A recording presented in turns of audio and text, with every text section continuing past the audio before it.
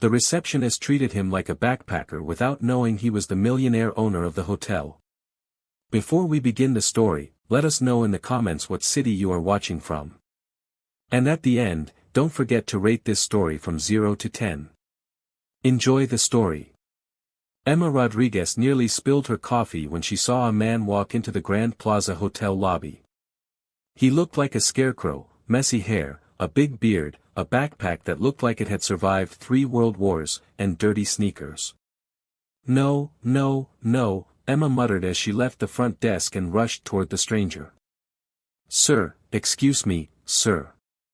The man turned around, revealing sun-kissed skin and surprisingly beautiful eyes. For a second, Emma hesitated. There was something in his eyes that didn't match the rest of his rough appearance. Are you lost? She asked, forcing a professional smile as she positioned herself between him and the guests having afternoon tea. I can give you directions to the nearest hostel. It's only 6 blocks away. Michael Blackwood held back a laugh. 3 weeks hiking in the Colorado mountains had turned him into exactly that, a bearded wanderer with dirty clothes. And now, back at his own hotel, one of his employees was trying to send him away. Actually, he said, adjusting the strap of his torn backpack, I'd like a room. Emma blinked twice, sure she'd heard him wrong. A room here? She glanced nervously at the other guests. Mrs. Wellington, a New York socialite, was already making that disgusted face that meant she'd soon file a complaint. Sir, this is the Grand Plaza.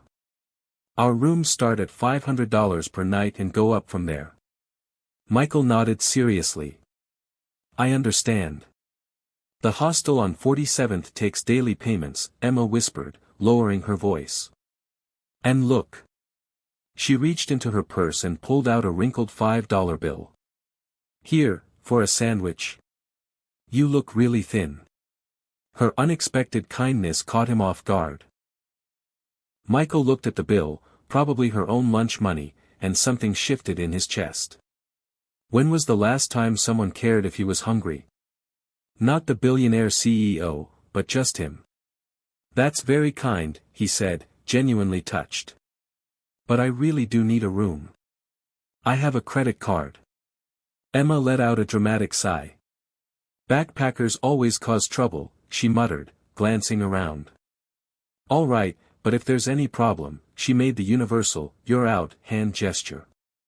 Promise, no trouble. As they walked back to the front desk, Emma subtly signaled Tony, the security guard, to keep an eye on him. The man was too polite to be just a typical drifter.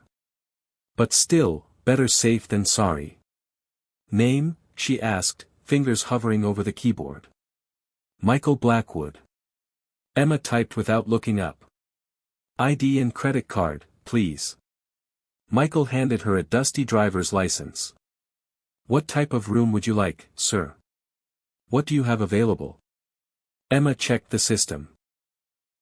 We have a very nice standard room, she said, selecting the cheapest option, $250 per night. Actually, Michael said, a hint of amusement in his voice, how about the presidential suite? Emma stopped typing. The presidential suite if it's available. Sir, the presidential suite is $3,000 per night. That's fine. Emma stared at him like he'd grown a second head. Was he serious? She double-checked the system. The suite was available, but I'll need to run your payment first, she said slowly, for verification. Michael handed her a matte black credit card. Emma held it under the light, checking for signs of fraud, then ran it through the machine. She held her breath, fully expecting it to be declined. Approved. She looked at the screen, then at Michael, then back at the screen. That went through, she murmured in disbelief. Great. But Emma lowered her voice. Sir, are you sure this card isn't stolen? We've had that happen with people in tough situations. Michael nearly laughed. I'm pretty sure it's legit. Emma still wasn't convinced. Discreetly, she picked up the front desk phone and dialed the bank. Hello, this is Emma Rodriguez from the Grand Plaza Hotel. I need to verify a transaction. She whispered the card numbers, keeping an eye on Michael. Yes, I'll hold. Michael pretended to look at a tourist brochure while she waited. Judging by the look on her face, he could guess what the other side of the line was saying. Mr. Blackwood? Yes, VIP client. Credit limit? Let's just say there isn't one, ma'am. I see, Emma said into the phone, her voice rising an octave. Yes, thank you. She hung up and stared at Michael with a strange expression. Everything went through? He asked innocently. Yes, it did. But I still need you to sign a few documents just to confirm your signature. Emma had Michael sign the registration form, then a second form, then a third. With each signature, she carefully compared it to his ID, frowning like a seasoned detective. One more thing, she said, pulling out her phone. I need a photo for our security records. Standard procedure for special guests. Michael patiently posed while Emma took 3 photos, each with the flash on. All set, she finally said, handing him the key card. The suite is on the top floor, the elevator. Emma, a man's voice interrupted. Is everything all right? Emma turned to see Richard Morgan, the general manager, walking over with a professional smile. No problem at all, Mr. Morgan. Just checking in, Mr. She glanced at Michael Blackwood. Richard's reaction was immediate. His eyes widened and his smile shifted from polite to genuinely respectful. Mr. Blackwood, he exclaimed, reaching out to shake hands. It's a pleasure to have you back. How was your trip? Emma looked on confused as Richard greeted Michael like someone important. It was eye-opening, Michael replied, shaking the manager's hand. Very different from what I'm used to. I can imagine, Richard laughed. If there's anything you need, Emma cut in, lowering her voice. Mr. Morgan, may I speak to you for a moment privately? Richard looked surprised but nodded. Emma pulled him a few steps away and whispered urgently. Be careful. He might be a very skilled scammer. The card went through, but, she motioned toward Michael. Look at him. Something feels off. Richard followed her gaze. Michael was calmly admiring a flower arrangement, his worn-out backpack at his feet, totally unaware of the conversation. Emma, Richard said slowly. Do you know who that man is? A washed-up heir. Someone who won the lottery. Emma shrugged. He didn't want to give many details. Richard opened his mouth, then closed it, then opened it again. He won the lottery. Across the lobby, Michael had caught parts of the conversation. Won the lottery? He smiled to himself. Why not? It was a lot easier than explaining the billions in inheritance and investments. Yes, he said, walking back over. The lottery? Still getting used to all of this. He gestured vaguely toward the fancy lobby.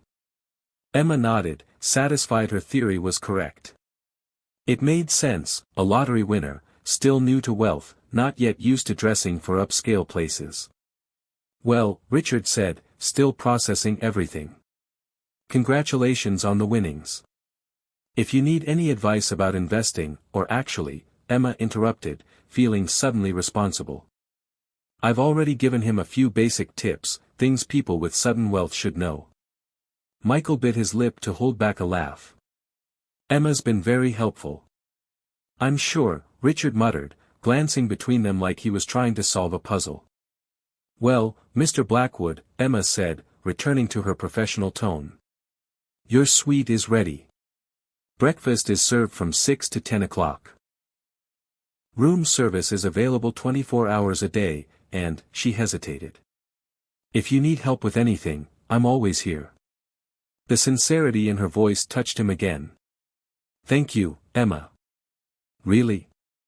As Michael walked toward the elevators, backpack slung over his shoulder and moving far too casually for someone headed to the most expensive suite in the hotel, Emma turned to Richard. Keep an eye out, she whispered. New lottery winners are easy targets for scammers. Richard slowly nodded, still trying to come to terms with the fact that one of the wealthiest men in the country had just been mistaken for a homeless person by his own employee. "I'll keep my eyes open," he promised. As the elevator doors closed, Michael finally let the smile escape. 3 weeks in the mountains had given him a new perspective on his golden life. But Emma had just given him something even more valuable, the experience of being treated like a regular person. The next morning, Emma arrived at work with a mission. She had spent the entire night feeling guilty for judging Michael so harshly. The man had won the lottery, a life-changing event that should be celebrated, and she had treated him like a potential criminal. Even worse, he clearly had no idea how to behave in a high-end setting. She felt it was her moral duty to help him adjust to the world of the wealthy before he made some kind of embarrassing mistake. Emma opened a notepad and began writing quickly. "Survival Guide for Newly Rich," she scribbled at the top of the page, then crossed it out and wrote, "Basic Guide, How Not to Look Poor in Fancy Places." The list grew fast. Never wear flip-flops in the lobby or any public area. Don't ask for discounts at the front desk, even if the prices seem too high. Don't put food from breakfast in your pockets, no matter how tempting. Always greet the staff politely, but don't get too personal. Use utensils for everything, even pizza if needed. Don't take pictures of your food. That screams first time here. Never ask how much things cost at the restaurant. Use the restroom to wash your hands, not for a full body cleanup. Don't talk about prices with other guests. Dress properly. No torn shorts at dinner. Emma read over the list with satisfaction. It was complete, practical, and most importantly, it would save Michael from future embarrassment. When Michael walked into the lobby at 10 o'clock in the morning, still wearing the same worn-out jeans, but at least freshly showered, Emma stopped him right away. "Mr. Blackwood, perfect timing." She waved the paper in front of him. "I've prepared something that'll really help you." Michael read the title and almost choked. "Guide on How Not to Look Poor." Exactly, Emma beamed with pride. Basic rules to help you adjust to your new financial situation. Trust me, this will help you avoid awkward moments. Michael scanned the list, trying not to laugh. Use utensils for pizza. Don't photograph food. Was she serious? "This is very thorough," he said. 2 years of experience dealing with all kinds of hotel guests, Emma said confidently. "I can spot a newly rich person from a mile away." "No offense." "None taken," Michael mumbled, still wrapping his head around getting etiquette advice from a 26-year-old employee. "Let's start with the basics," Emma said. "Rule number 1, never wear flip-flops in the lobby." Michael looked down at his worn sneakers. "What if I don't have the right shoes?" "Aha," Emma pulled a card from her purse. "My friend Patricia works at a shoe store 3 blocks from here. Tell her I sent you and she'll give you the staff discount." The irony was perfect. One of the richest men in the world being told how to save money on shoes. "Thank you," Michael said. "Seriously. That's very helpful." "You're welcome." Now, rule number 5. Use utensils for everything, even pizza. "For pizza." Michael pretended to be shocked. "But pizza is meant to be eaten with your hands." Emma shook her head firmly. "Not in places like this. Rich folks eat pizza with a fork and knife. Always. Even pepperoni pizza. Especially pepperoni pizza. The more casual the food, the more formal the way to eat it should be." Michael nodded seriously like he was learning ancient wisdom. "Got it. Fork and knife for pizza. Noted. Great. Let's practice." Emma led him into the hotel restaurant where lunch was being served. A few tables were taken by business people in meetings, tourists planning their day, and a group of socialites gossiping about others. "Table for 2, Emma said to the maitre d', who instantly recognized Michael but stayed professional. Of course, Miss Rodriguez. Table 23 has a great view. Once seated, Emma took her role as instructor seriously. Remember, sit up straight. Don't put your elbows on the table. And, she paused dramatically, we're ordering pizza to practice rule number 5. Michael almost laughed out loud. Pizza for lunch. Trust me, it's the ultimate test. The waiter, Robert, who had worked at the hotel for 15 years and knew Michael since he took over the company, was slightly surprised to see the boss with Emma, but remained polite. Good afternoon. What can I get you today? One margarita pizza, Emma said with confidence. And 2 sparkling waters. Excellent choice, Robert replied carefully, avoiding Michael's eyes. As they waited, Emma continued the lesson.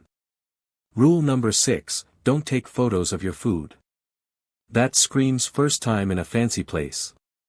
What if I want to show my friends? Resist the urge. Rich folks don't take food pictures.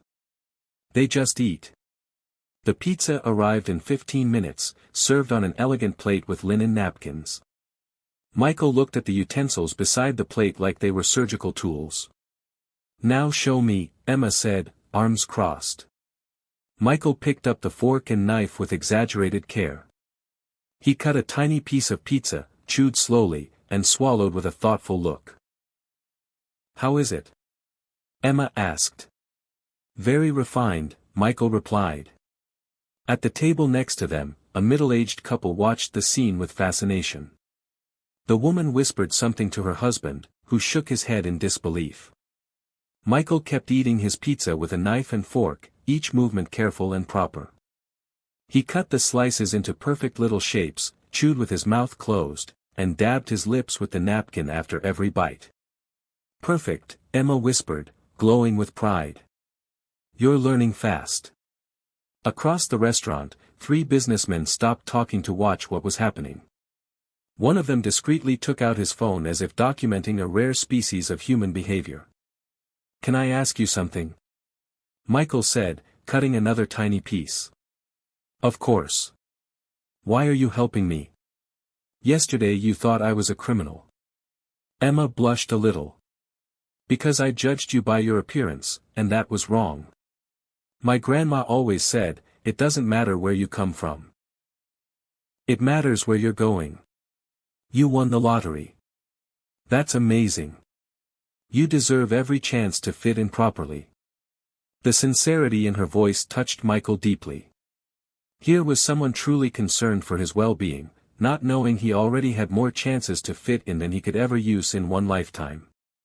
Your grandmother sounds wise, he said. She was. She cleaned houses for wealthy families and always told me that the real difference between social classes isn't money. It's knowledge. Knowing how to behave, what to wear, how to talk. Emma gestured expressively. That's why I'm sharing what I know with you. Michael stopped eating, truly moved. Emma, that means a lot to me. You're welcome. It's the least I can do. They finished lunch with Michael showing excellent mastery of the knife and fork pizza technique. When they left the restaurant, Emma was practically floating with satisfaction. Lesson 1, complete, she announced. Tomorrow, we'll move on to rule number 7. Never ask about prices at a restaurant. Can't wait, Michael said. And for the first time in years, he actually meant it. As Emma went back to work, glowing from having saved a new rich guy from future embarrassment, Michael headed up to his suite, smiling. 3 weeks in the mountains had taught him about simplicity, but Emma was teaching him something even more valuable. Sometimes the most generous people are the ones with the least to give. And eating pizza with a knife and fork, even if it seems silly, could be surprisingly fun with the right person. Today's the big day, Emma announced on day 3 of Operation Civilize. Michael walked into the lobby with a notepad and a determined expression that would have made a general proud. Advanced etiquette training in a real-world setting. Michael, who had woken up thinking about business mergers and quarterly reports, was instantly pulled back into the alternate reality where he was a lottery winner in desperate need of social training. Real-world setting, he asked, amused. Le Bernardin, Emma said with reverence, as if naming a sacred pilgrimage site. 3 Michelin stars. If you can get through dinner there without embarrassing yourself, you'll officially graduate from How to Be Rich 101. Michael nearly choked. Le Bernardin was one of his favorite restaurants. He dined there at least once a month and knew the chef, Daniel Boulud, personally. But Emma didn't need to know that. Sounds intimidating, he said, pretending to be nervous. That's why I brought study materials. Emma opened her notepad, revealing diagrams that looked like architectural blueprints. Complete map of proper cutlery setup in a fine dining restaurant. The map was a work of art in itself. Emma had drawn plates, glasses, napkins, and silverware with obsessive precision. Every item was numbered and connected by arrows to tiny handwritten notes. Salad fork, main fork, dessert fork, she recited like a sacred chant. Left to right, always left to right. Knives on the right, then spoons after the knives. Never ever use the wrong fork for the wrong course. And if I forget? Michael asked with a genuinely worried face. Then you become a meme on someone else's Instagram, Emma said. Seriously, I've seen it happen. A man once used a fish fork for steak and went viral under the hashtag #NewRichFail. Michael made a mental note to check if that hashtag was real. 2 hours later, they were sitting at Le Bernardin. Emma was glowing with pride for getting a last-minute table. She didn't know Michael had personally called the manager. The restaurant was in full evening swing.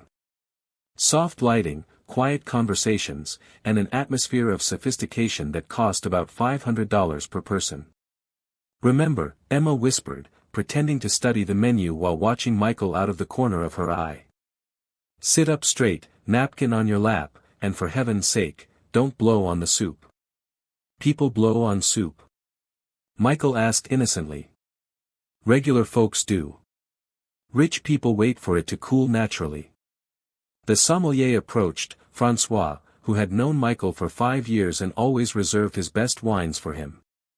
Francois looked at Michael, then at Emma, then back at Michael, clearly confused but maintaining flawless professionalism. Good evening, Francois said in a thick French accent. May I suggest a wine to go with your dinner? Emma spoke up. Nothing too expensive, she said, glancing meaningfully at Michael. Something democratic. Francois blinked slowly. In 5 years of serving Michael Blackwood, he had never heard anyone ask for a democratic wine for the man who once ordered a $1,500 bottle of Chateau d'Yquem just because he felt like something sweet. Maybe a simple Bordeaux, Francois offered carefully. Perfect, Emma exclaimed. See, she whispered to Michael. Always show that you're in control of your spending. Rich people don't need to prove anything by buying the most expensive wine. Michael nodded seriously, mentally noting this revolutionary financial philosophy. The first course arrived, an edible work of art that looked like it had been sculpted by angels. Emma immediately switched into teacher mode. Now watch, she said, picking up the outermost fork. You always start with the utensils on the outside and work your way in. It's like unwrapping a present, layer by layer.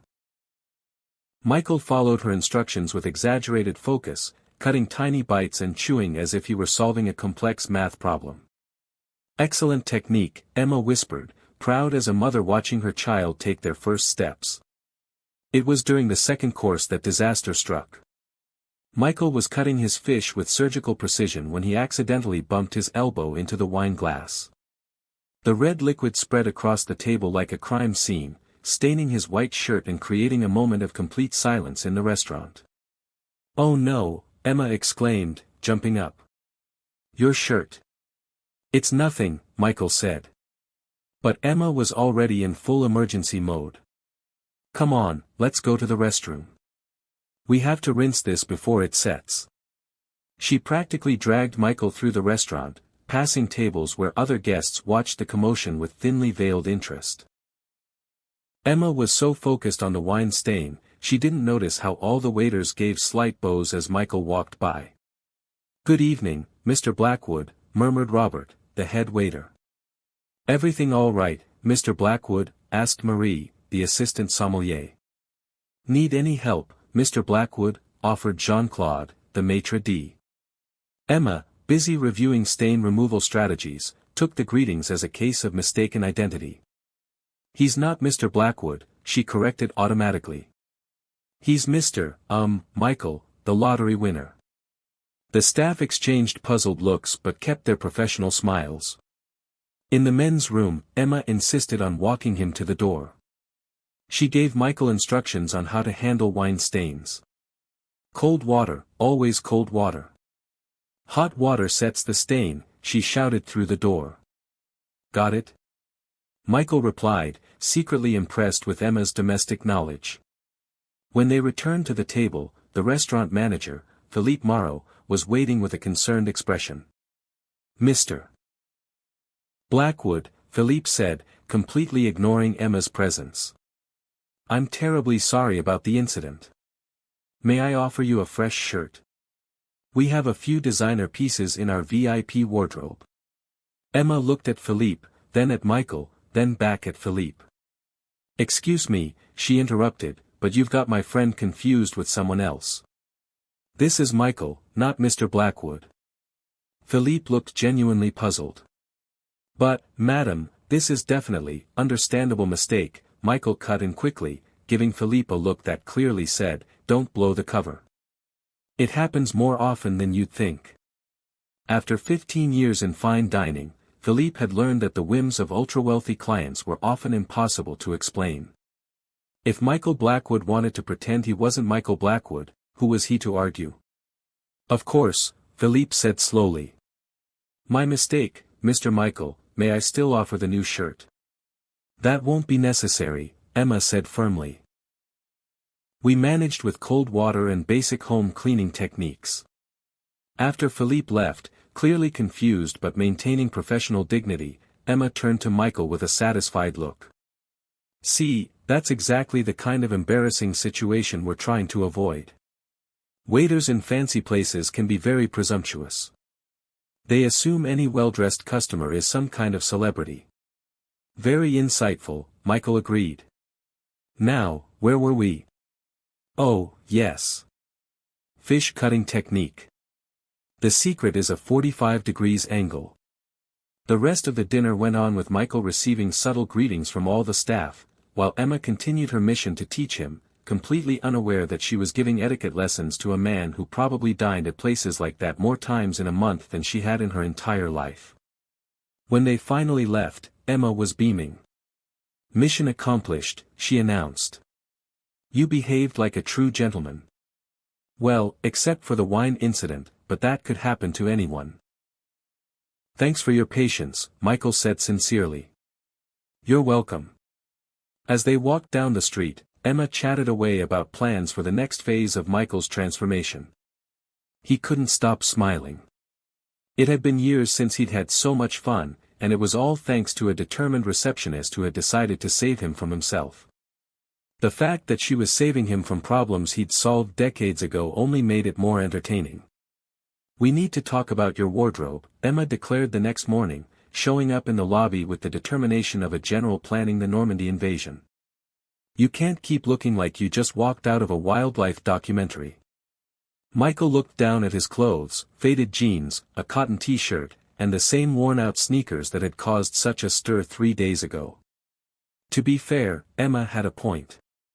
"Do you have a suggestion?" he asked, pretending to be helpless. "Suggestion?" Emma laughed as if he had asked if she had plans to colonize Mars. "Michael, I have a master plan. We're going to turn you from backpacker to millionaire in one afternoon." She pulled a list from her pocket because, of course, there was a list. Emma Rodriguez didn't do anything without proper documentation. First stop, Macy's, second floor, men's section. We'll get as many clothes as possible for the lowest price using advanced bargaining tactics I learned from watching reality shows about couponers. Michael blinked slowly. Advanced bargaining tactics from reality shows. Extreme couponing and bargain hunters, Emma said proudly. I watched all the seasons twice. You'll be amazed by my skills. 40 minutes later, they were at Macy's with Emma marching through the aisles like a military commander inspecting troops. Michael followed her, fascinated by how seriously she approached the mission of buying clothes. First, she said, stopping dramatically in front of a suit section. We need to establish your new visual identity. You want to look new money, but not new money who doesn't know how to spend it. There's a difference? Michael asked, genuinely curious. Oh, there's a huge difference, Emma replied, picking out a navy blue suit. New money who knows how to spend buys quiet quality. New money who doesn't know how to spend buys loud, flashy stuff that screams, look at me. I have money. A salesman approached, Stephen, a middle-aged man with a perfectly trimmed mustache and a professionally friendly smile. Can I help you? Stephen asked. Yes, Emma exclaimed, taking full control of the situation. My friend here needs a full wardrobe, suit, shirts, ties, shoes, everything. But we want fair prices. Stephen looked at Michael, then at Emma, trying to make sense of the unusual dynamic between them. Of course, I can show you some options, Stephen began. Wait, Emma interrupted, raising her hand like a traffic officer. Before we see anything, I need to know. Do you offer discounts for bulk purchases? Well, we do have a few promotions. What kind of promotions? Specific percentages? Free items? Let's talk actual numbers. Michael watched captivated as Emma questioned poor Stephen like he was a suspect in a police investigation. She had pulled out a notepad and was literally taking notes on the store's discount policies. If we buy 3 shirts, do we get a discount on the 4th? Emma asked. We have a buy 2 get 3 deal. And ties? What's the deal with ties? Michael tried to gently interrupt. Maybe we could just look at the clothes. Shoo, Emma motioned for him to be quiet. This is the most important part. Never start negotiating after you fall in love with the product. Always set the terms first. Stephen looked at Michael with an expression that clearly said, first time shopping with her, huh? Let's start with suits, Emma finally announced. Show us 3 options in the mid-price range, and I want to see the price tags before he tries anything on. Stephen led them through the section, showing suits ranging from $400 to $800. Emma examined each tag like it was a legal document, taking notes and murmuring numbers to herself. This one, she said, pointing at a $600 Hugo Boss suit. What's your best offer? Well, the price is $600. $600 is the tourist price, Emma said with a confidence she definitely hadn't earned. What's the price for serious customers buying multiple items? Stephen looked around nervously as if he were about to share military secrets. I can check with my manager about maybe 5%. 5%? Emma acted shocked. Stephen, you're dealing with a customer who's about to spend thousands today. Thousands? 5% is what you give someone buying socks. Michael was trying so hard not to laugh that his shoulders were shaking. Emma had turned into a ruthless negotiator using bargaining tactics that probably worked better at flea markets than in department stores. Let me speak with the manager, Stephen sighed, clearly out of his depth. As Stephen walked away, Emma turned to Michael with a triumphant look. See, you have to show that you're not desperate. Salespeople can sense desperation from a mile away. You're impressive, Michael said sincerely. Stephen returned with an older, stern-looking man, probably the manager. I understand you're looking to make a substantial purchase, the manager said with professional calm. Exactly, Emma clapped her hands. My friend here needs a full transformation. Flexible budget, but we want real value for our money. I can offer 10% off your total if you spend over $1,000. Emma pretended to consider the offer as if it were an international peace treaty. 15%, she countered, and free alterations. 12% with free alterations. Deal. Emma reached out her hand dramatically.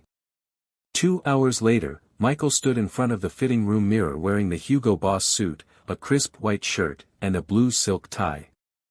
The transformation was remarkable. From scruffy traveler to polished executive in a matter of minutes. "Oh my goodness," Emma exclaimed as he stepped out. "Michael, you look like a CEO." "Because I am one," Michael thought. But out loud he said, "You think so?"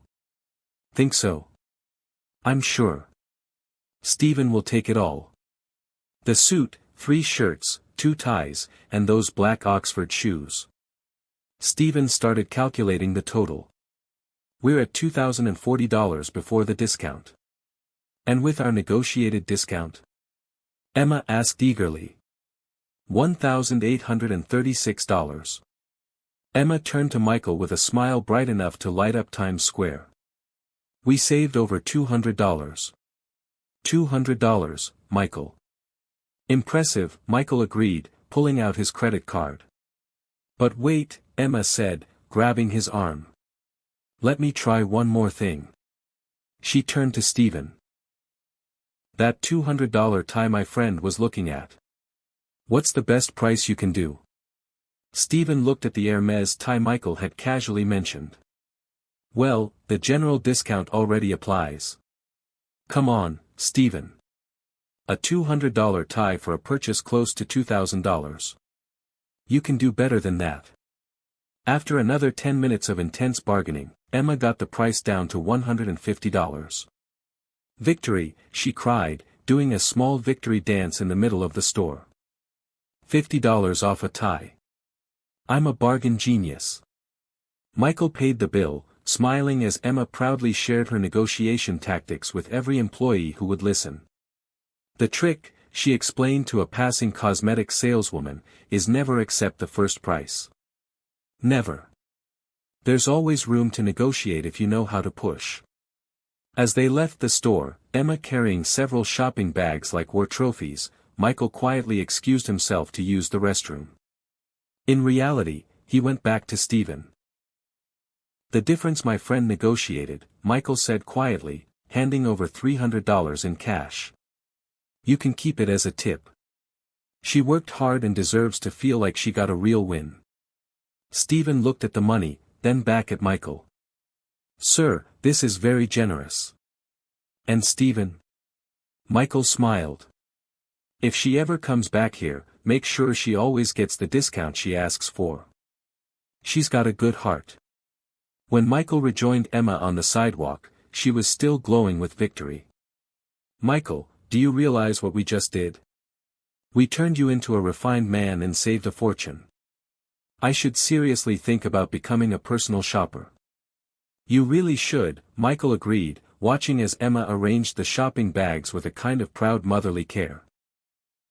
As they walked back to the hotel, Emma excitedly planning the next phase of Michael's makeover, he thought about how strange and wonderful it was to see someone get so happy about saving $50 on a tie that cost less than what he usually tipped waiters. Emma Rodriguez was teaching him the real value of money, one lesson at a time, and he was enjoying every minute of it. The next day, Emma showed up in the lobby carrying a picnic basket that looked like it had been packed by an Italian grandmother worried about underfed grandchildren. "Surprise," she announced, swinging the basket like she just won the lottery. "Today we're doing something different. No etiquette lessons or shopping, just good old-fashioned fun in Central Park." Michael looked at the overflowing basket. "How many people are you planning to feed?" "Just us." But Emma blushed a little. "Maybe I went overboard. I cook when I get nervous, and last night I was very nervous." "Nervous about what?" "About today." Emma waved her arms dramatically. "I've never had a picnic with a, lottery winner. What if you're used to caviar and champagne?" What if peanut butter sandwiches are offensive to your newly refined taste? Michael held back a laugh. Emma, I grew up on peanut butter sandwiches. They're my favorite. Emma's face lit up. Really? Oh, thank goodness. Because I made 12 different kinds. Peanut butter and jelly, peanut butter and banana, peanut butter and honey. 12 kinds, Michael interrupted, impressed. And I brought chips, homemade cookies, apple juice, and Emma opened the basket to reveal a feast big enough for a small army, maybe a few brownies. 40 minutes later, they were sitting on a checkered blanket in Central Park, surrounded by enough food to feed a festival. Emma had picked a spot under a tree with a view of the lake, where families were picnicking and couples were out on dates. Perfect, Emma declared, lining up the sandwiches like little soldiers. Nature, fresh air, and homemade food. This will help keep you grounded after your life change. Michael took a bite of a peanut butter and banana sandwich, savoring not just the nostalgic flavor, but also the irony of it all. When was the last time he'd eaten in a public park? Probably in college, over a decade ago. Tell me about your dreams, Michael said, genuinely curious. You mentioned you want to write. Emma's eyes lit up. Well, I've always wanted to write stories about ordinary people in extraordinary situations, like, she waved half a sandwich, like a receptionist who finds out her neighbor is actually a retired secret agent, or a librarian who wins the lottery and travels the world hunting for rare books. Those stories sound fascinating, Michael said sincerely. They're just dreams, Emma shrugged. But my real dream is to open a bookstore cafe in Brooklyn, a cozy place where people can come to read, write, talk about books. It'd be like a giant living room for book lovers. Why don't you do it? Emma laughed, but there was a trace of sadness in her voice. With what money? Do you have any idea how much it costs to open a business in New York? Between rent, inventory, permits, decor, we're talking at least $200,000. For me, it's like trying to buy the moon. Michael chewed thoughtfully. $200,000. For him, that was less than the price of his watch. But for Emma, it meant a lifetime of impossible saving. What about you? Emma asked. What are you planning to do with your lottery winnings? Any wild dream you've always wanted to make real? Before Michael could answer, his phone rang. He looked at the screen and frowned. It was David Chen, his chief financial officer, probably about the Blackwood Industries merger with the German hotel chain he'd been negotiating for months. Sorry, he said to Emma. I need to take this. It's important. Mr. Blackwood, David said without any introduction when Michael picked up. We have a situation with the Mueller merger. They're demanding to renegotiate the acquisition terms. Wait, David, Michael quickly interrupted, noticing Emma was listening. Can you make it simpler? Simpler? Sir, we're talking about $2.3 billion IN. Simpler. Michael repeated firmly, giving Emma a meaningful look. There was a confused pause on the other end. And sir, are you okay? I'm fine. Just simplify the situation so I can understand better. After 15 years working for Michael, David had learned to read his boss's odd signals. Oh, you're undercover. Exactly. I see. Well, sir, let's say the big promotion you were waiting for at work is getting complicated by some company regulation changes. Michael almost laughed at David's attempt to turn a huge corporate merger into ordinary office language. And what do you suggest? Maybe it's better if we discuss this in person at your home later. Perfect idea. Thanks. Michael hung up and turned to Emma, who was looking at him with a strange expression. Work? She asked. Yeah, Michael said, trying to sound casual. McDonald's can get pretty complicated sometimes. Emma blinked. McDonald's has company mergers. Michael immediately noticed his mistake. Well, not mergers. Shift mergers when they combine the morning shift with the afternoon one to save costs. Oh, Emma nodded impressed. Wow, even McDonald's is modernizing. Meetings about rules, shift mergers. You must be like a senior manager. Something like that, Michael muttered, making a mental note never to take work calls near Emma again. What language were you speaking at the end? Emma asked, curious. It sounded like German. Michael froze. He had automatically said, "See you later," in German to David. A habit from negotiating with German companies. That was German, he admitted. You speak German? Emma's eyes widened. How amazing. Where did you learn it? Movies, Michael said quickly. I watch a lot of German movies. What kind of movies? Documentaries about hamburgers. McDonald's is a global company, so, Michael was desperately making it up. It helps to know other languages. Emma nodded, clearly impressed. Such professional dedication, learning German to work better at McDonald's. Michael's phone rang again. This time it was Maria Santos, director of the South American division. Hello, Miguel, Maria said cheerfully. We need to discuss the Sao Paulo contracts. Maria, Michael interrupted in fluid Spanish. I'm in an informal meeting. Can we talk later? Informal meeting? You sick. Very funny. I'll call you in an hour. Okay, but the Brazilians are pushing for an answer about 1 hour, Maria. I promise. Michael hung up and found Emma staring at him with her mouth open. That was Spanish now, she said slowly. It was. You speak Spanish and German? And French? Michael admitted, realizing he was already too deep to stop now. French, too? Emma almost shouted, making a nearby family look their way. Michael, how many languages do you speak? Just 5. Maybe 6 if you count basic Italian. Emma stared at him like he just confessed to being an alien. 5 languages to work at McDonald's.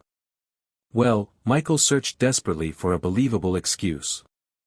I watch a lot of movies and series. Netflix has a great international selection. You learned 5 languages watching Netflix and YouTube, Michael added, hoping it made the story more believable. There are lots of educational channels and apps like Duolingo. Emma kept looking at him like she was trying to decode a secret message. Michael, that's amazing. Just dedication, Michael said modestly. Dedication? Emma laughed, but it was a laugh full of admiration. Michael, you're a polyglot lottery winner working at McDonald's who learned languages watching movies. You should write a book about your life. The phone rang a third time. This time it was the French office number. No, Michael said out loud, hanging up without answering. No more work today. But what if it's important? Emma asked. Nothing is more important than peanut butter sandwiches with a friend, Michael said sincerely. Emma smiled, a smile that lit up her whole face. You know how to say the right things. They spent the rest of the afternoon eating, talking, and laughing. Emma shared stories about strange hotel guests. Michael made up fake adventures about life at McDonald's, and both carefully avoided topics that might reveal more than they wanted. When the sun began to set, Emma packed up the picnic leftovers with military-like efficiency.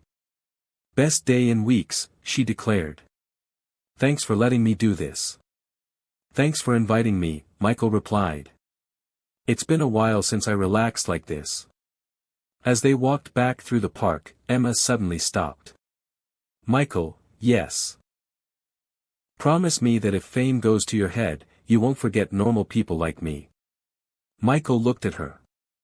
This kind woman who had shared her dreams, her homemade food, and her friendship with no expectations. Emma, he said seriously, I promise people like you are exactly the ones I'll never forget. And for the first time in days of well-meaning lies, Michael Blackwood had told the absolute truth. Emma stayed awake all night, staring at the ceiling of her small apartment in Queens while her mind processed the strange events of the last few days. Michael knew 5 languages. He got calls about company mergers at McDonald's. All the fancy restaurant staff greeted him like he was someone important. Something wasn't adding up. The next morning, Emma arrived at work with a mission. Find out who Michael Blackwood really was. She had watched enough episodes of CSI to know that every serious investigation started with quietly watching the suspect. The problem was, Emma Rodriguez had about as much spying skill as an elephant trying to hide behind a pole. I need a disguise, she muttered to herself, digging through the lost and found drawer behind the front desk. Something to make me invisible. 5 minutes later, Emma emerged, transformed into a bizarre version of a private detective. Huge dark sunglasses covering half her face, a bright pink sun hat a guest had forgotten, and a copy of the New York Times that she had poked holes in to create observation windows. The final look was more like someone escaping from a mental hospital than a professional spy. Perfect, whispered Emma, positioning herself behind a marble column in the lobby. Now I just have to wait for the target to show up. What Emma didn't know was that the moment she put on those ridiculous glasses, Tony, the head of security, had alerted his whole team. Everyone, Tony said over the radio, Emma's having some kind of episode. She's wearing a strange disguise and hiding behind column 3. Keep your distance, but keep an eye on her. Tony, replied Marcus, another guard. She has a newspaper with holes. I know, Marcus. I know. At 10 a.m., Michael appeared in the lobby wearing one of the new shirts Emma had helped him buy. He casually headed for the elevator, unaware he was being discreetly followed by a woman wearing oversized sunglasses and carrying a newspaper like a shield. Emma sneaked after him, trying to match her steps to the lobby's background music. Unfortunately, the music was a slow waltz, and Emma was moving like she was in an action movie chase scene. Suspect heading to the elevator, she whispered to herself, pretending to read the newspaper. Way too confident for a new lottery winner. What Emma also didn't notice was that Marcus and Steve, 2 security guards, were now following her, keeping a respectful distance while trying to figure out what on earth she was doing. She's talking to herself, Steve reported over the radio. Noted, Tony replied. Keep watching. Michael got on the elevator and Emma rushed toward the stairs. Determined to reach Michael's floor before him, she climbed 2 flights in high heels, arriving out of breath on the 3rd floor just as the elevator doors opened. Aha, she whispered triumphantly, quickly raising the holy newspaper to hide behind. Michael stepped out of the elevator and walked down the hall toward the presidential suite. Emma followed at what she considered a professional distance, but which actually made her obvious to anyone with working eyes. Suspect entering the presidential suite, Emma muttered, making mental notes. Way too comfortable for someone who should be impressed by luxury. Behind her, Marcus and Steve had come up the stairs, both trying to understand why the hotel's most normal receptionist had turned into a cartoon version of a secret agent. Emma decided she needed a better vantage point. She positioned herself behind an abandoned housekeeping cart in the hallway, her sunglasses reflecting the ceiling lights like spotlights. Base, this is Agent Emma, she whispered dramatically to herself. Target in position, waiting for further developments. 15 minutes later, the suite door opened and Michael came out, now wearing a perfectly tailored suit. Emma nearly dropped her newspaper. Where was the awkward lottery winner who needed help picking out ties? Complete change in appearance, she murmured. Very suspicious. Michael headed back toward the elevator, and Emma resumed her pursuit. This time, she decided to improve her spy technique by borrowing a room service cart to blend in. The result was Emma pushing a cart full of clean towels down the hallway, wearing sunglasses and a pink sun hat, trying her best to look like a regular cleaning staff member. This is brilliant, she whispered. No one suspects the cleaning crew. Marcus watched Emma roll by with the cart and spoke into his radio. Tony, now she's taken a room service cart. She stole it. Well, borrowed it without permission. Keep watching. And someone tell housekeeping they're missing a cart. Emma followed Michael down to the ground floor where he walked into the general manager's office. She parked the cart behind a giant decorative plant and pulled out her hole-punch newspaper again. Through the makeshift holes in the New York Times, Emma saw Michael step into Richard Morgan's office and close the door. The two men began a serious conversation, gesturing and looking at documents. "A secret meeting with management," Emma whispered excitedly. "This confirms everything." What Emma couldn't hear was the real conversation. "Michael, I need to talk to you about Emma," said Richard. "She's been acting strange." "Strange how?" Michael asked. "Well, yesterday she asked me about security protocols for identifying corporate spies. And today, she showed up dressed like, honestly, I don't even know how to describe it." Michael looked out the office window and saw Emma crouched behind a plant wearing enormous sunglasses and holding a newspaper with holes in it. "Oh," said Michael, trying not to laugh. "Let me handle it." But in Emma's mind, the serious conversation between Michael and Richard only confirmed her growing suspicions. "Corporate spy," she whispered dramatically. "Probably planted here to steal business secrets. That's why he speaks 5 languages and gets mysterious phone calls." Emma was so deep into her theory that she didn't notice Steve had walked up behind her. "Emma," Steve said gently. Emma screamed and jumped back, knocking over the room service cart and sending towels flying across the lobby. "Steve," she shouted, still wearing the giant sunglasses. "You scared me." "Emma, are you okay?" "You're hiding behind plants." "I'm not hiding," Emma said with wounded dignity, adjusting her pink hat. "I'm investigating." "Investigating what?" Emma glanced around, noticing several guests watching the scene. She lowered her voice to a conspiratorial whisper. "Michael isn't who he says he is." "Steve, I have proof." "What kind of proof?" "He speaks 5 languages, gets calls about corporate mergers, and I just saw him having a secret meeting with Mr. Morgan." Emma gestured dramatically with the hole-punch newspaper. "He's obviously a corporate spy." Steve looked at Emma, giant sunglasses, pink hat, wild theory, and made an executive decision. "Emma," he said gently. "How about taking a little break? Maybe get some coffee?" "I can't stop now, Steve. I'm about to expose an international spy ring." At that moment, Michael walked out of Richard's office and saw Emma in the middle of the lobby, surrounded by scattered towels, wearing a disguise that could be seen from outer space. "Emma," he asked, clearly concerned. "Are you okay?" Emma turned to him, and even through the ridiculous sunglasses, Michael could see the suspicion shining in her eyes. "I'm just fine, Michael," she said, putting extra emphasis on his name. "Just observing hotel activity to improve guest service." Michael looked at the pink hat, the giant sunglasses, the hole-punch newspaper, and the scattered towels. "In disguise?" he asked, trying not to laugh.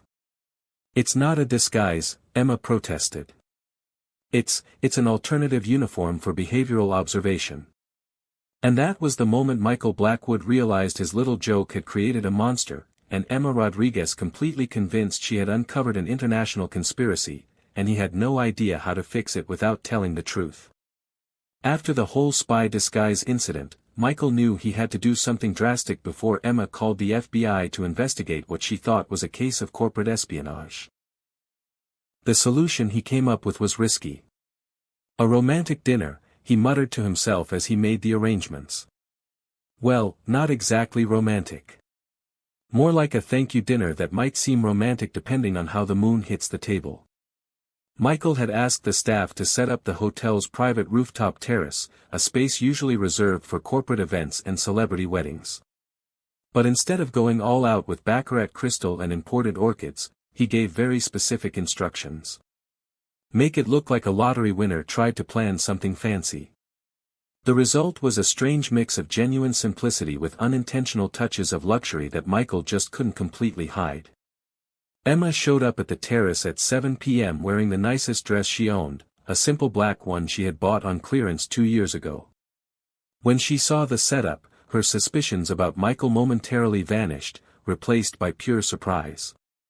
"Michael," she whispered, looking around. "This is beautiful." And it really was. String lights, which cost $300 each, not that Emma needed to know, gave the space a warm glow. A small table was set with plain white plates, Hermès, but subtle.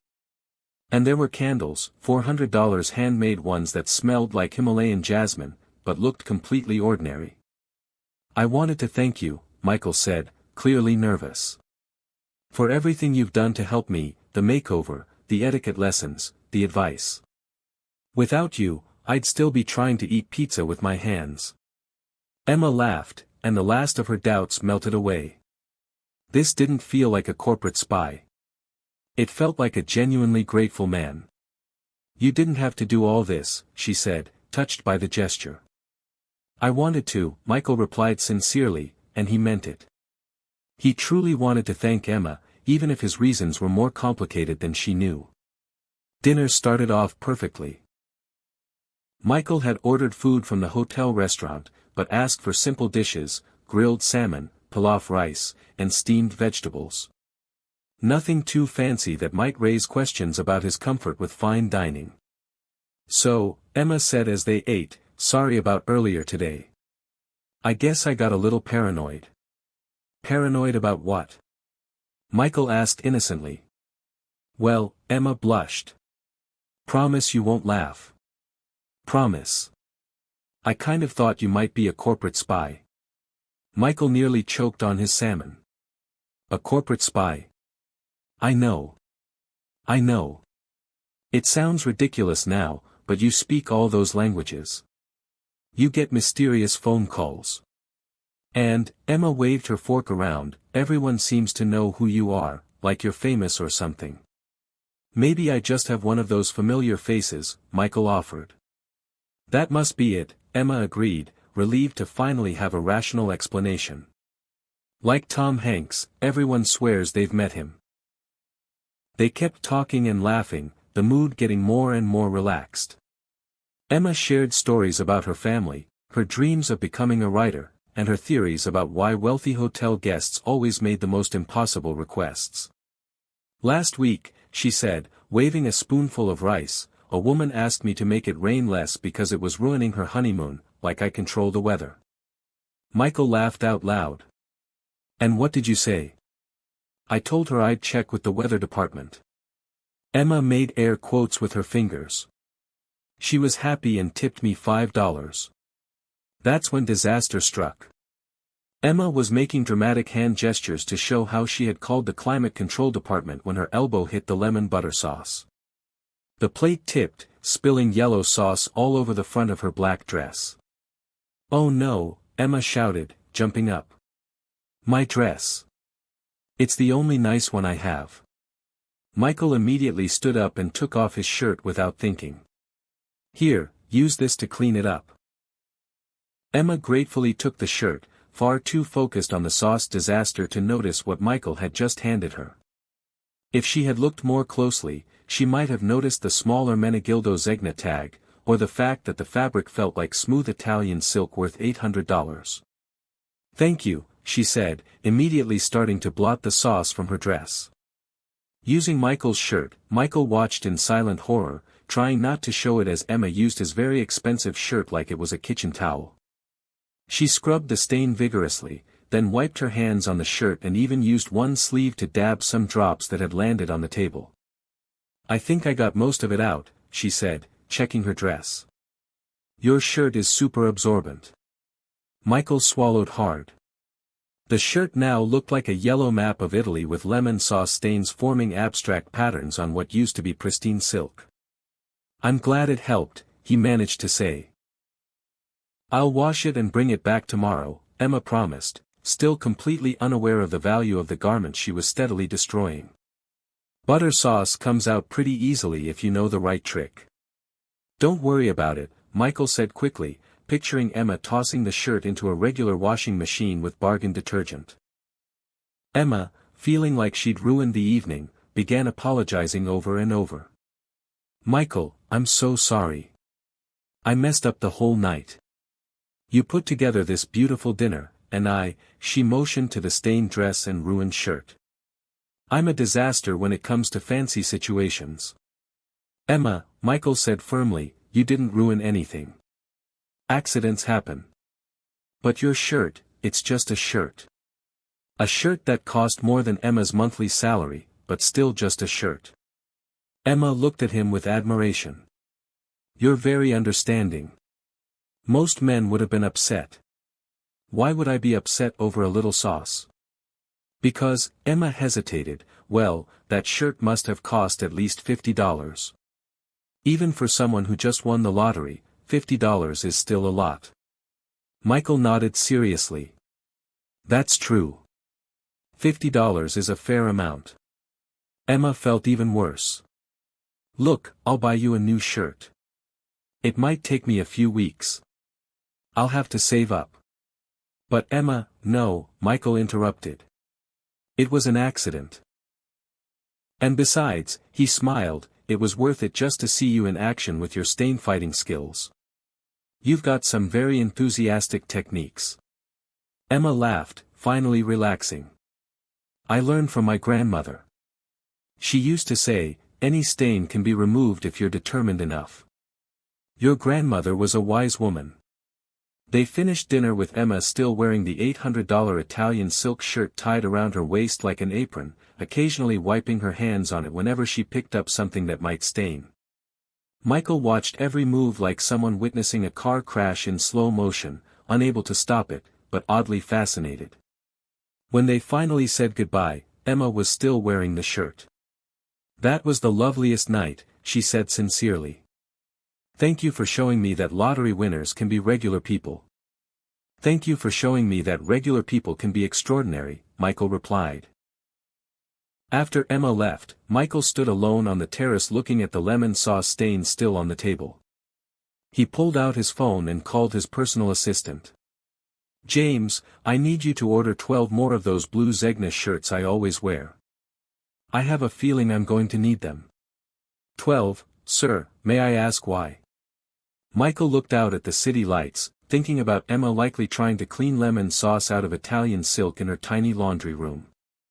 Let's just say I met someone who has a very enthusiastic relationship with sauces. And for the first time in years, Michael Blackwood went to sleep smiling over a ruined shirt.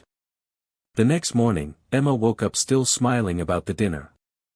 Michael's shirt was hanging in her bathroom, soaking in a mix of detergent and baking soda her grandmother swore could remove any stain known to mankind. Poor guy, she murmured, making instant coffee. I bet that shirt is one of the only fancy things he bought with his lottery money. While waiting for the coffee, Emma sat down at her old laptop, the one she bought used 3 years ago. She'd woken up with an idea for a short story. The lottery winner who didn't know he was rich. It would be based on Michael, of course, with a few changes to protect his privacy. But what's a good last name for the character, she wondered, tapping on the slow laptop. Something that sounds classy but not too fancy. That's when a mischievous thought popped into her head. Why not Google Michael Blackwood just to make sure there wasn't some famous Michael Blackwood out there who could make her story a problem? Just a quick search, she told herself as she opened her browser, just to avoid any copyright issues. Emma typed Michael Blackwood into the search bar and hit enter, expecting maybe a few LinkedIn pages and social media profiles of regular people with the same name. What showed up on the screen made her coffee fall off the table. Michael Blackwood, CEO of Blackwood Hospitality Group, worth $8 billion. Emma blinked, then blinked again, then rubbed her eyes and looked at the screen once more. That has to be someone else, she muttered, clicking on the first link. There must be millions of Michael Blackwoods in the world. The Forbes page opened, showing a professional photo of a man in a sharp suit, perfectly styled hair, and a confident CEO smile. Emma stared at the photo for a long moment before her brain could process what she was seeing. It was Michael. Her Michael. The Michael she had taught to eat pizza with a fork and knife. No. Emma shouted so loud the neighbors knocked on the wall. She frantically clicked link after link, each page confirming what she desperately wanted to deny. Michael Blackwood, 34 years old, heir to the Blackwood Hotel empire, one of the 10 richest people in America. Blackwood Hospitality Group owns 44 luxury hotels worldwide, including the iconic Grand Plaza Hotel in Manhattan. Grand Plaza, Emma shouted at her laptop. He owns the hotel where I work. She kept reading, each line hitting her like a punch in the stomach. Known for his private nature and quiet philanthropy, graduated from Harvard Business School with honors. Speaks 6 languages fluently. 6 languages, Emma grabbed her hair. I told him he learned from watching Netflix. Memories started hitting her like grenades of embarrassment, offering him $5 to buy a sandwich, suggesting he stay at a hostel on 47th Street, teaching him how to use utensils properly, negotiating discounts for him at department stores, explaining how not to look poor in fancy places. Emma scrolled down and found a photo gallery. Michael at charity events, always perfectly dressed, surrounded by other well-known people. Michael opening a hospital he funded. Michael receiving awards for his philanthropy. And then she saw it, a photo of him at a fundraising event wearing the exact same shirt she had turned into a cleaning rag the night before. $800, she read in the caption describing the billionaire's casual, elegant look. The Ermenegildo Zegna shirt worth $800. Emma looked toward her bathroom where that $800 shirt was soaking in a mix of baking soda and detergent. I ruined an $800 shirt, she screamed, falling off her chair. But the worst part was still ahead. Emma found a recent Vanity Fair article titled, "Why the Ultra-Rich Are Slumming, the New Trend of Living Like Regular People." Slumming, Emma read in growing horror. More and more billionaires are trying out living like regular people as a form of escapism. The realization hit Emma like a speeding garbage truck. Michael wasn't a lottery winner trying to adjust to the rich world. He was pretending to be poor for fun. He was slumming with me, Emma shouted into her empty apartment. I was his social experiment. She imagined Michael laughing with his billionaire friends about the clueless receptionist who tried to teach him manners. Probably making jokes about her money-saving tips, her lessons on how not to look poor, her awkward bargaining attempts. Emma stood up and started pacing her tiny apartment, waving her hands in the air. Manual on how not to be poor, she yelled, remembering the list she had made. I wrote a manual on how not to be poor for a billionaire. She remembered how proud she felt when he used a fork and knife to eat pizza, how she had praised herself for teaching him, how touched she was by his gratitude for her advice. He must have thought it was hilarious, Emma muttered, her face burning with embarrassment. The foolish receptionist trying to teach America's richest man how to act refined. Her phone buzzed. It was a message from Michael. Good morning. Hope the shirt wasn't too much trouble to clean. Can we meet for lunch? Emma looked at the message, then at the gala photos of Michael on her laptop, then back at the message. Meet for lunch, she read out loud. So he can keep having fun at my expense. Emma typed back. Sure. Can't wait for our next etiquette lesson, Mr. Blackwood. She hit send before she could change her mind. 2 minutes later, her phone rang. It was Michael calling. Emma stared at the screen, imagining the look on his face when he realized the game was over. Part of her wanted to answer and yell at him. Another part wanted to pretend nothing had happened and go on living in ignorance. But the part that won was the one drowning in embarrassment and wanting to hide under the bed for the next 10 years. Emma let the phone ring. She closed the laptop and went to the bathroom to check if there was still any hope for the $800 shirt. There wasn't. Well, she muttered, looking at the ruined shirt. Now I know why all the waiters greeted him. And so Emma Rodriguez did the only rational thing a person could do. After realizing she'd spent weeks playing the fool for a billionaire, she crawled back into bed and pulled the covers over her head. Emma spent 2 hours under the blanket planning her confrontation speech. She decided she wasn't just going to disappear and let Michael keep enjoying the joke. No, she was going to march right into that hotel and tell him exactly what she thought. Unfortunately, Emma forgot it was Tuesday morning, peak tourist time at the Grand Plaza. The lobby was packed with Japanese tourists taking photos, a group of senior travelers from Texas checking in, and at least 3 influencers filming affordable luxury in Manhattan. Emma pushed through the crowd like a general heading into battle, still wearing the clothes she'd slept in, her hair looking like it had been styled by a tornado. Michael was at the front desk talking to Richard about the monthly reports when he saw Emma walking toward him like a guided missile. "Emma," he called out, worried by the look on her face. "Are you?" "You made a fool out of me," Emma shouted across the crowded lobby. Silence fell instantly. Tourists stopped snapping photos. The Texas seniors stopped complaining about room prices. Even the influencers paused their videos. "Emma," Michael tried, lowering his voice. "Can we talk in private?" "Talk in private?" Emma laughed hysterically. "Like you talked in private with your billionaire friends about the dumb receptionist who tried to teach you table manners." Michael spotted at least 5 tourists pulling out their phones to record. "I never said anything like that to anyone," he said sincerely. "Of course not," Emma was now in full fury mode. "You just quietly laughed while I made a complete fool of myself." She started counting on her fingers, her voice rising with each item. "I taught you how to eat pizza with a knife and fork." A Japanese tourist whispered something to his wife, clearly asking if this was some kind of theater performance. "I made you a manual on how not to be poor." The Texas group was clearly enjoying the free show. "I taught you how to use coupons." 2 influencers began recording discreetly, sensing viral content. "I told you not to steal hotel amenities from your own hotel." Michael bit his lips so hard he nearly bled, trying not to laugh at the absurdity. "Emma," he tried again. "Please let me explain." "Explain what?" Emma threw her arms up dramatically. "How funny it was when I offered a billionaire $5 to buy a sandwich."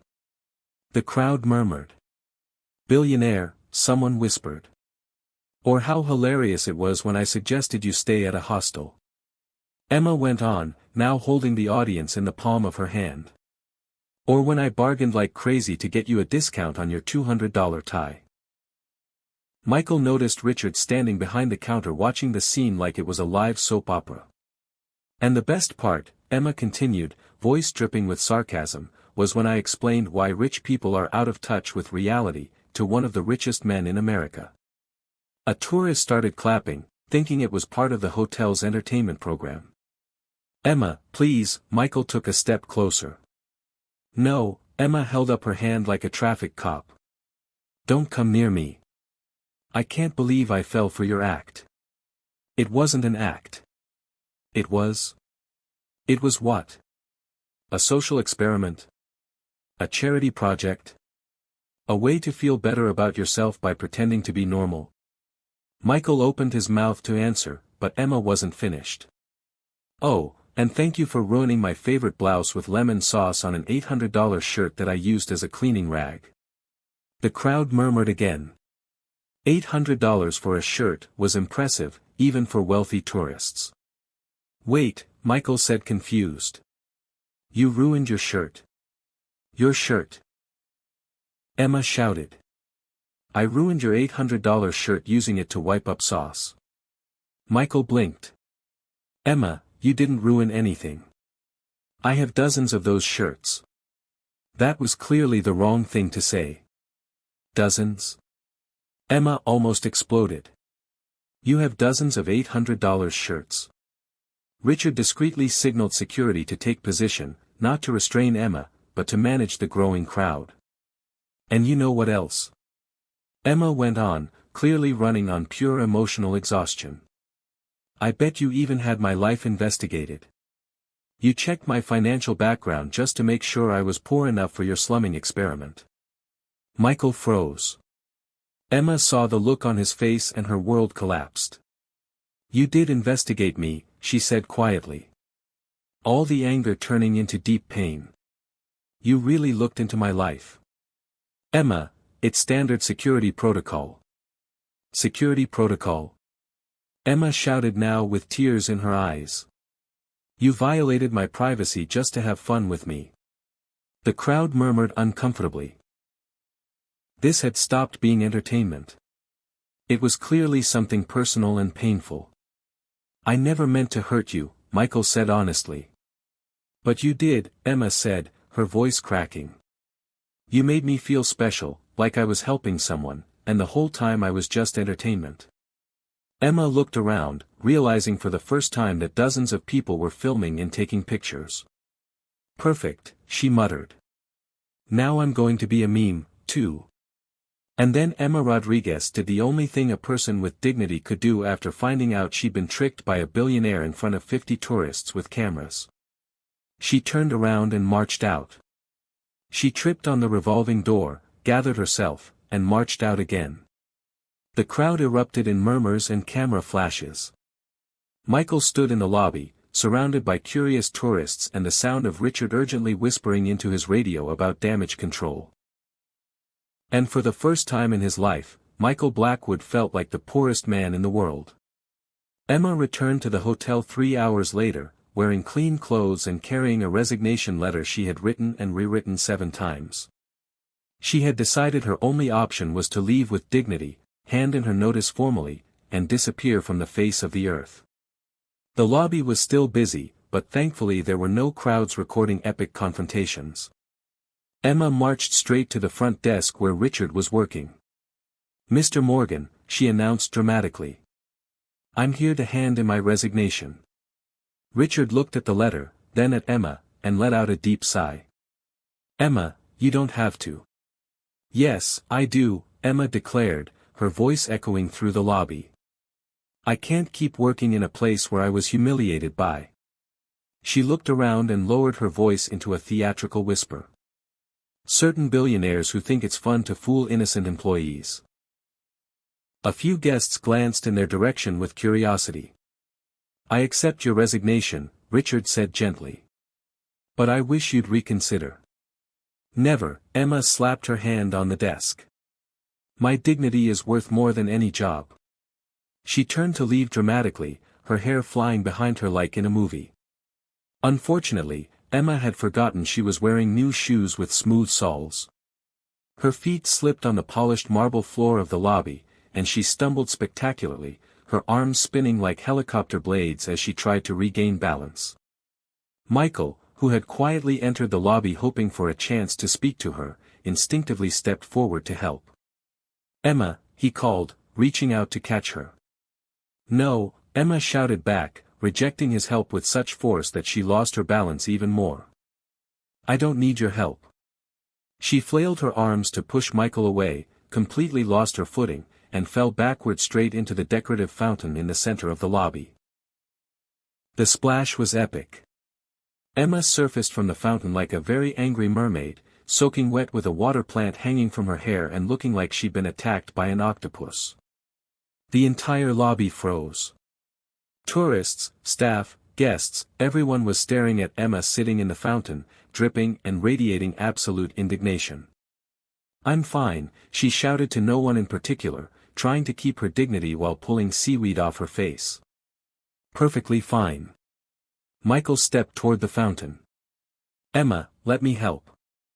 I said I'm fine. Emma tried to rise from the fountain with dignity, but her foot slipped again, and she landed back in the water with another splash. That was the moment when at least 6 people started recording. Emma finally managed to get out of the fountain with the dignity of a soaked cat, leaving a trail of water and pond plants across the marble lobby.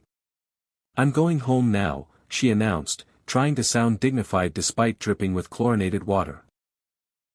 I wish you all a have a dry day. She headed toward the exit, leaving wet footprints behind her when she realized she had lost a shoe in the fountain.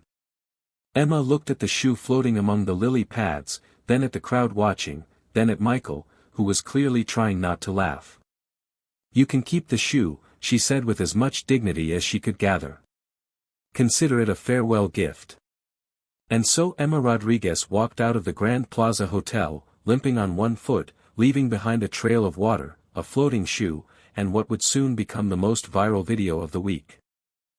3 hours later, Emma was home trying to forget the most embarrassing day of her life when her phone started buzzing non-stop with notifications. The first video she saw had 2 million views and the title, "Receptionist Teaches Billionaire How to Be Poor." Epic fountain ending. The second had 3 million. Hotel Karen attacks billionaire owner and falls in fountain. The third with 5 million views. Plot twist. She tried to teach manners to the hotel owner. Emma scrolled through the comments. I lost it when she yelled about discount coupons. His face trying not to laugh is everything. Better plot twist than Netflix. Someone give this woman a reality show. Emma threw the phone on the couch and shouted to the empty apartment, I'm a meme. Her phone rang. It was her best friend, Jessica. Emma, you're on TikTok. I know, Emma groaned. You've got 5 million views. You're famous. Famous for falling into a fountain after teaching a billionaire how to use coupons, Emma sighed. Just like I always dreamed. On the bright side, Jessica said cheerfully. At least now you have an interesting story to tell. Emma looked at the phone, still buzzing with notifications. Jessica. Yeah. Next time I say I'm going to confront someone dramatically, remind me to wear shoes with grip. And just like that, Emma Rodriguez became internet famous for all the wrong reasons, proving that sometimes life has a very particular sense of humor when it comes to dignity and decorative fountains. 2 weeks after the fountain incident, as Emma now called it in her head, she got a job at Books and Tears, an independent bookstore in Brooklyn that looked like it had been decorated by someone who believed chipped teacups and dying plants were the height of bohemian sophistication. The owner, Harold, a man in his 60s with a philosopher's beard and glasses he insisted were vintage, though they were clearly from the last century, hired her mainly because he wanted to boost foot traffic in the store. You're famous, Harold said on her first day. People will come here just to meet you. Emma thought Harold was being overly optimistic. She was wrong. On the first day, 12 people showed up. On the second, 23. On the third, Emma stopped counting when she realized there was a line outside on the sidewalk. You're the fountain girl, a woman in her 20s exclaimed, holding up her phone like Emma was a celebrity. Can I take a selfie? Did you really teach that billionaire how to use coupons? Asked a middle-aged man, clearly fascinated. My daughter watched the video 50 times, said a proud mother. She says, you're a feminist icon for standing up to capitalist patriarchy. Emma looked at Harold, who was beaming as he watched sales go through the roof. Maybe, Emma said slowly, I should create a themed section. And so, the Books for People Pretending to be Poor section was born. A carefully curated collection of books on household budgeting, social etiquette, and memoirs by wealthy people who chose to live like the poor for the experience. The section included classics like How to Live on $1 a Day When You Have Billions, Survival Guide for Former Rich People, and Emma's personal favorite, Slumming for Dummies. It's a brilliant social critique, Emma explained to a journalist from the Brooklyn paper who came to interview the new local literary sensation. It explores the disconnect between economic privilege and genuine human experience. Emma had learned to talk like that after watching several documentaries on contemporary art. The section became so popular that Harold asked Emma to create themed workshops. Workshop on how to spot disguised billionaires, Emma announced to an audience of 20 people at the bookstore. Clues include speaking multiple languages learned from watching movies, getting mysterious calls about mergers at McDonald's, and eating pizza with a knife and fork without complaining. The audience laughed and took notes as if they were in a college lecture. While Emma was building her new career as a disguised rich people detector, Michael Blackwood was going through the worst identity crisis of his adult life. Sitting in his office on the top floor of Blackwood Tower, he stared out at the city and felt completely empty. Emma had been the first person in years to treat him like a regular human being, and he had ruined everything. Even worse, her words kept echoing in his head. Rich people are out of touch with reality. Was she right? Was he really that disconnected? That's when Michael decided to make a bold change. He was going to follow every money-saving tip Emma had taught him. Mr. Blackwood.